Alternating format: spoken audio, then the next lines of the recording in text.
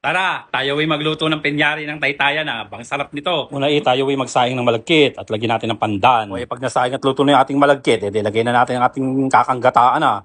Kaulintik, bang sarap niya. Sunod na rin natin ang ating langka. O ayan. At lagyan na rin natin ang ating muscovado sugar. Dark brown sugar. O yan. Kaulintik, pinyari, ng taytay. Sarap, lagyan natin yan, patutuyin lang natin yan. May meron na tayong pinyari. O, ganyan lang kasimple yan. O yan, tapan muna natin ng masaing Yan, kasi natin takip. Yan, ihalo-haloin natin ng konti Yan. Kailangan haluin natin mabuti yan para lutong-luto yung lahat ng malagkit. Kalintig ang bango. O edi habang niluluto natin yung pinyari, tayo ay magbusa ng niyog dito sa aking pangit na kawali. At least matasarap niluluto dyan. Halo ng halo hanggang sa mag-brown na, hanggang sa mag-tosta. O ayan, luto na ang ating budbod ng niyog na pang-ibabaw ng pinyari. Saka ng ating sapin-sapig.